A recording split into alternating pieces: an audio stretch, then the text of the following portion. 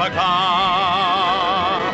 With beauty and grace, as swift as can be, watch it flying through the air. It travels in space or under the sea, and it can journey anywhere. Supercar, supercar. It travels on land or roams the skies, through the heavens' stormy rage.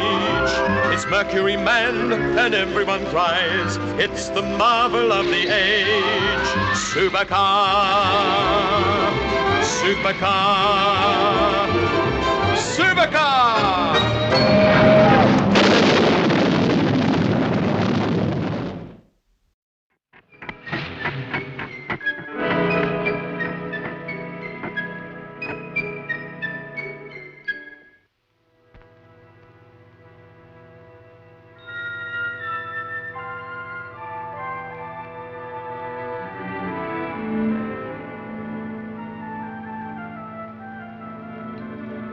11 o'clock? It's getting late, Mike. Surely it's time they called in. According to schedule, yes. Besides, Jimmy ought to be getting to bed soon. But I gotta stay up. I mean, gee, it's not often Brother Bill pays a visit. Let me stay up, please. Well, I guess we can allow the request on compassionate grounds. But it's past Mitch's bedtime.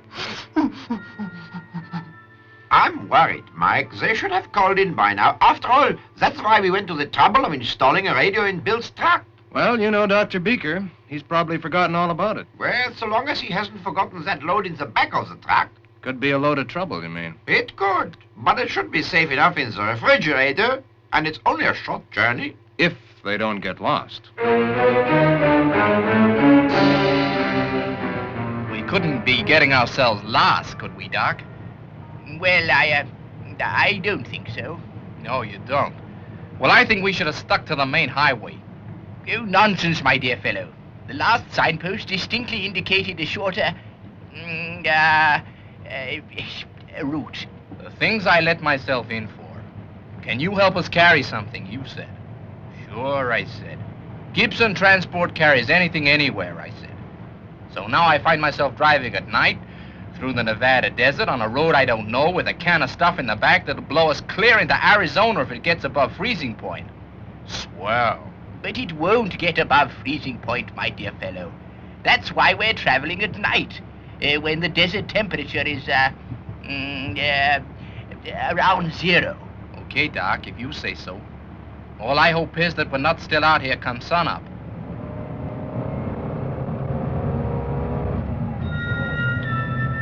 Yes, sir. When I see that little old sun come up over the horizon, I'm just gonna stop this truck, climb out, and start walking. I really think you are exaggerating the matter, my dear fellow. I grant you that my new fuel may be, inevitably in the development phase, of course, just the tiniest bit unstable. So unstable, the prof wouldn't let you make it at the lab, is the way I heard it. I don't deny it. I don't for a moment deny it.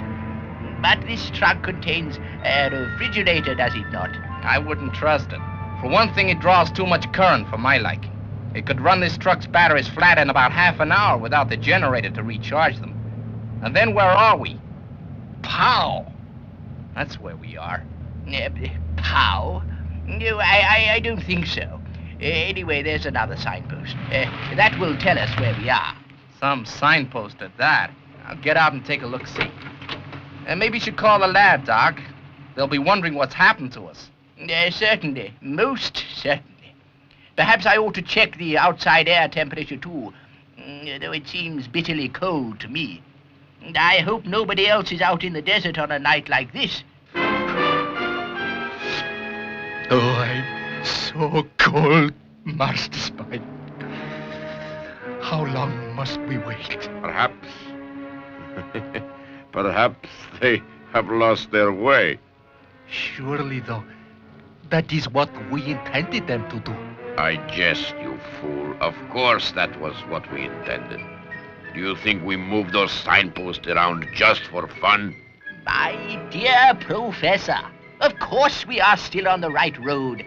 I am familiar with every inch of it. That is to say, I am not exactly sure that I recognize the precise section of the road we are on at the moment. but it's well signposted. Well, I wouldn't give you a plug nickel for this signpost, Doc. I reckon we'll still be out here come sunup. Oh, what an alarming prospect. What is? Are you in trouble? No. Bill just sends his regards. Over and out. Think they're all right, Professor? Oh, I think so. It's difficult to tell, Miss Dr. Baker. Nobody respects Dr. Beaker's brain more than I do, Professor. But when it comes to his sense of direction... Dr. Beaker has every confidence in his sense of direction. He will reach at least this far, no doubt, before he begins to wonder if he is lost. And we will be waiting to tell him the way. And they will be in no position to notice the little, how shall we call it, this little pebble we have put in their way. I said the road was getting worse, didn't I? I don't fancy our chances if we should hit a rock with that stuff in the back. Quite, I do indeed understand. Basically, it's quite safe below 10 degrees centigrade. It would need a detonator to make it explode under those conditions. I see. It's just when it heats up a little that it gets really dangerous. Relatively speaking, that is so. Well, just as long as we know. Master Spy, What is it, Zarin? I can hear something. Ah, you are right, friend Zarin. They are coming like flies into my web. But let us complete our preparations. We will hide the truck and then wait somewhere out of sight, behind some rock.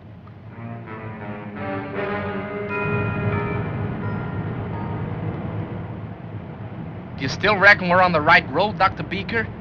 What are you implying, my dear fellow? Surely you don't think we're lost? Why, only a few minutes ago, we passed a signpost. Anyway, there's a pretty sharp turn ahead if we want to stay out of trouble. So watch out. Be careful. Relax. Gibson Transport always gets you there safe and sound.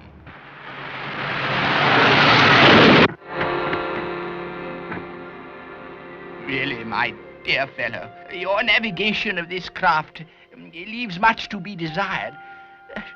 It gave me quite a turn. They have played straight into our hands again. And this time, my friend, this time we will get what we want. We would be wise to assess the damage as soon as possible and get on our way. And the first essential is to get the engine started and keep the batteries charged. You're talking sense, Dr. Beaker. Here goes. There, friend Zarin. There. Is that not music to your ears? No luck. Guess I'd better get out and take a look. Yes, do that, my dear chap, and with all the expediency you can muster. Frankly, I'm worried. I'm sure Dr. Beaker was lost when he called last time, whatever he said. Well, maybe you're right. Next time he calls, maybe we should tell him to leave the transmitter on. Then if they are lost, we can trace them with Supercar. Gee, Mitch, I don't know that I like the sound of all this. See? Oil. The crankcase cracked on that boulder, that's for sure. We're stuck, Doc. Can't even start the engine with a split crankcase. It'd seize in no time at all. Then we must consider our plan of action. The first essential is to switch off the refrigerator, assuming that it is still in operation. My fuel will come to no harm until dawn, until which time we will not be wasting valuable current. Meanwhile, if you would be so kind as to call the laboratory on the radio. Okay, Dr. Beaker. Sure thing.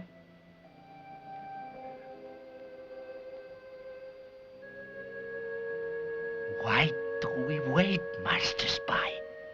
Why do we not go down at once? Because for just one moment I prefer to watch and to take relish in their absurd plight. But do you not want to see what is happening? Patience. I know exactly what is happening. The truck is out of action, and friend Beaker is now making a plan of action. This will take him at least 10 minutes. Yeah, well, that's how it is. I don't know where we are, and I don't think Dr. Beaker does either. But neither of you is hurt? Good. Tell them to keep transmitting. I'll take off in Supercar and home in on their radio. Wait a minute, Mike. What is that, Bill? The batteries? Of course. They want some spare batteries to keep the refrigerator going. It's most important. Okay. It'll take me some time to get them loaded up, though. Let's hope we've got some fully charged. I'll help you, Mike. Oh, no, you won't, my lad. It's way past midnight, and you should have been in bed hours ago. But you said I could stay up till Bill came. No. Repeat, no. Now, off you go now. Roger and out. Come on, Mitch. Mitch!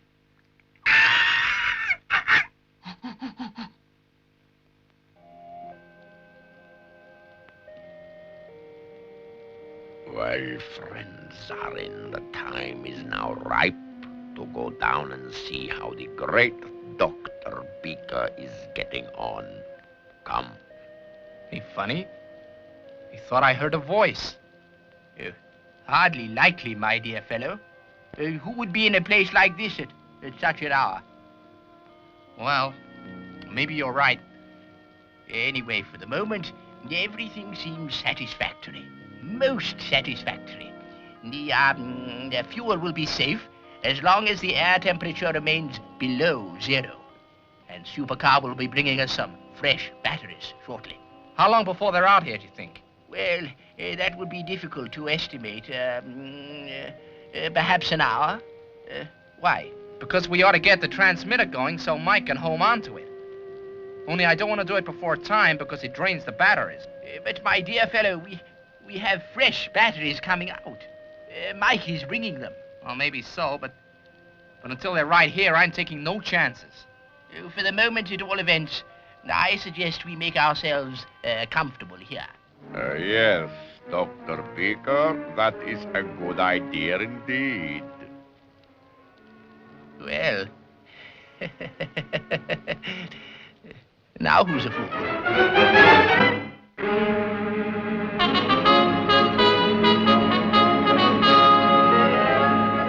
Control to pilot. Are you loaded up, Mike? We've lost nearly an hour already. Well, it wouldn't have been much use taking them out half charged. Anyway, we're loaded now. Good. Have the batteries made any difference? Well, they seem to be stowed quite firmly, Professor. I don't know whether they'll affect Supercar's balance. They're heavy, so they might. I should be very careful, Mike, when you first take off. If the balance is upset, that's when it will show. Roger, Professor. Anything from Bill and Dr. Beaker yet? No, I expect they are conserving their batteries. They'll have to transmit all the time you're in the air, and as soon as dawn comes, they'll have to run the refrigerator as well. I get you. Well, may as well run the engines up while we're waiting, Professor. Then there'll be no delay in takeoff when they do call in. Right, Mike. Charge port engine.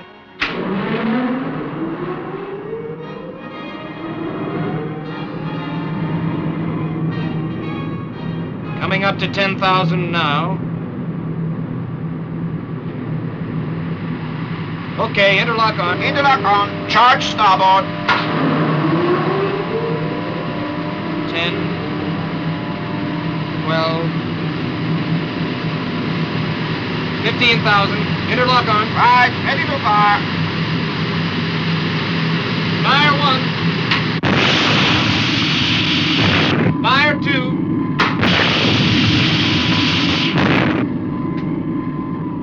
Both firing smoothly. Cutting revs to idling level now. Now I guess we can hear ourselves think. Jimmy, I thought I told you to...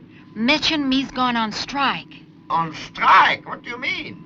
Well, gee, Professor, you can't expect us to sleep with all this going on. You see, Mitch feels the same way. Idling now, Professor. Wake me when Dr. Beaker calls in. These engines have a mighty soporific effect at idling speed. That's not what Jimmy and Mitch think. But you shouldn't have long to wait.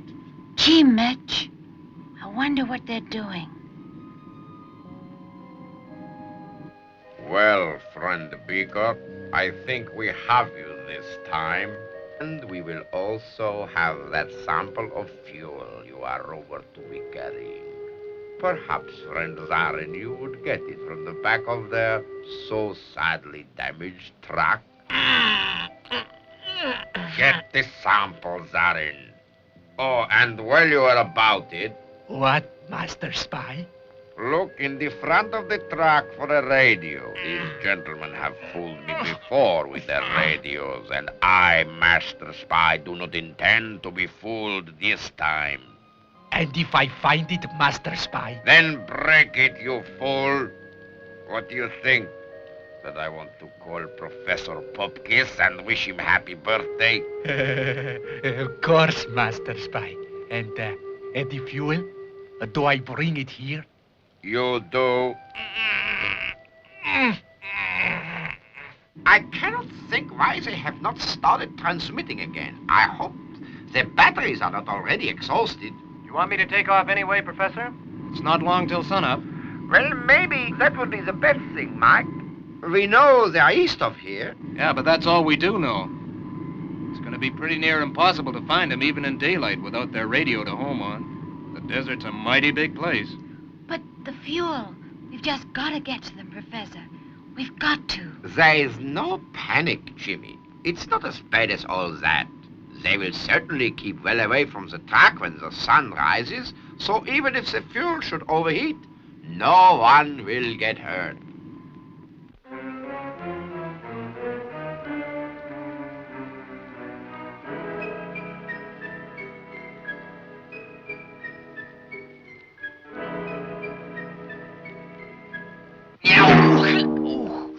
Ah, friend Zarin, you found the fuel. Have a care, friend Zarin. That stuff you are holding is no doubt the fruit of much labor by Dr. Beaker. We would all hate to see you drop it. Did you find the radio? Yes, Master Spy. And I destroyed it with the handle of the jack. Good, friend Zarin. Then take the fuel to our truck and put it in the back. Do not worry, Dr. Beaker. It will be put to good use, I assure you. And now we shall wait a few moments until sunrise and then be on our way. I should not want to drive in the dark. I think you had better take off now, Mark. I don't know what has happened, but the sun will be up soon, and we had better take every chance of getting those batteries to them in time. Sure thing, Professor. I'll take off and play it by ear when I see what it's like up in the air. Maybe I can find him quite soon. Do you think he will, Professor? Oh, I expect so. In any case, it is our best plan for the moment. Stand by for takeoff. Right, main doors open.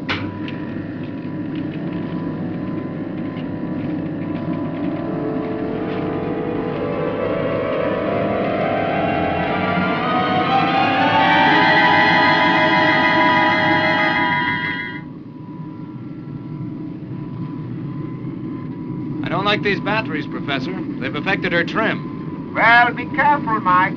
Take it steadily. Sure thing, Professor. Full boost.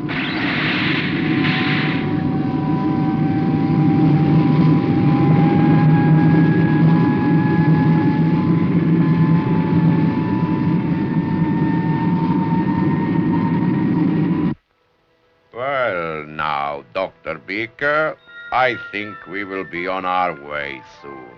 My dear sir, do you know what you are doing? That fuel, extremely dangerous. Hold it, Dr. Beaker. Hold it a moment. But my dear fellow... Your friend is right, Dr. Beaker. I'm glad you have the sense to realize there is nothing you can do. That this time I have succeeded. Now I must go to the van to supervise friend Zarin loading the fuel. Let him go, Doc. Let him go. But the fuel, it will go up in smoke. Sure. And we want it to go up right here. On the spot. I certainly most certainly do not. Listen, they've got the fuel, so we keep them talking here. Sun will be up soon, and pow! There's a smoke signal for you. Mike could see it from 100 miles away. Well, well. Yes, to be sure, yes. I think you have something there.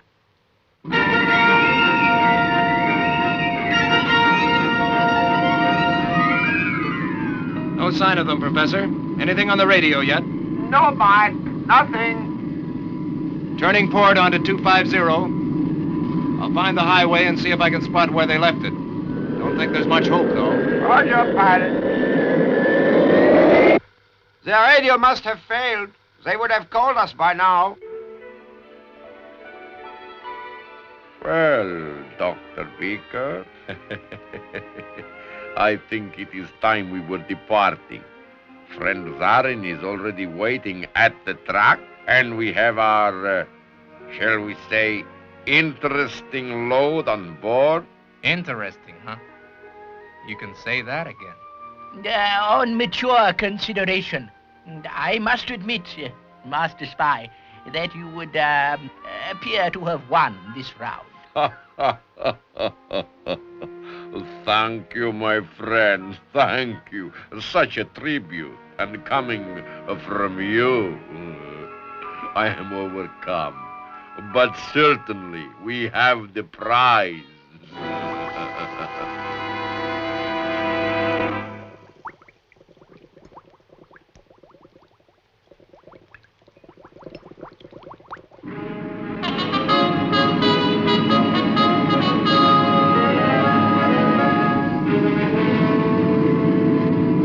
Still no luck, Consul, and the sun's well up now. Keep trying, Mike. Keep trying.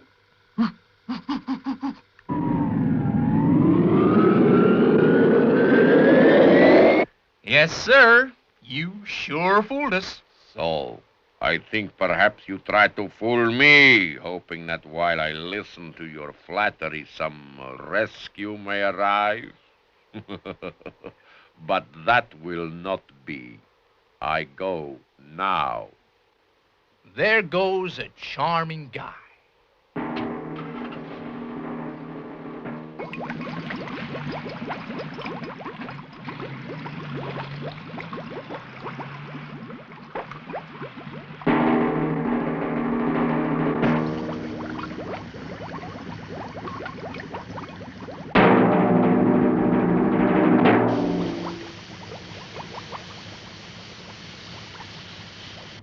I think, according to my time temperature calculations, he may be going farther than he intended.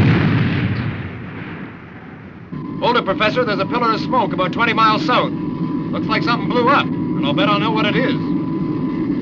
Hope Doc and Bill kept clear of that stuff. I'm going down to investigate.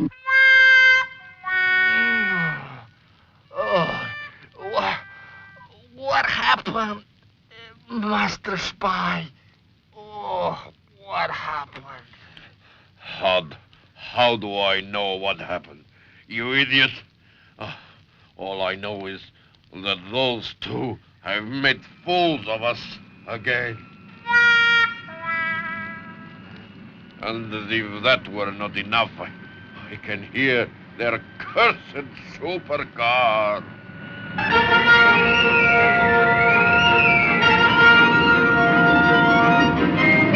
Yep, that's them, all right. He's found them, Professor. Calling Consul, going into land now.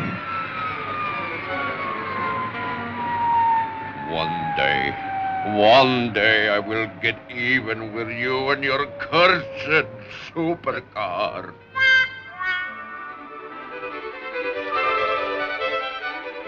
Well, everybody's in one piece. But I'm sure sorry Dr. Beaker lost his sample of fuel. Don't worry, Mike. He's already working on a new one. And here in the laboratory, where he says Gibson's transport can't harm it. Well, of all the ungrateful... Hey, Doc. Yes, what is it? Please don't disturb me. I'm trying something rather critical.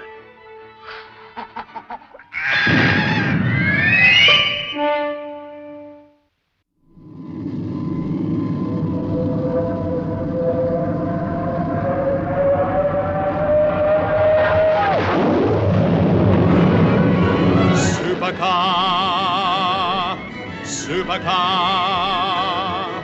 With beauty and grace, as swift as can be, watch it flying through the air. It travels in space or under the sea, and it can journey anywhere. Supercar, Supercar. It travels on land or roams the skies, through the heavens' stormy rage. It's Mercury manned and everyone cries, it's the marvel of the age. Supercar, Supercar, Supercar!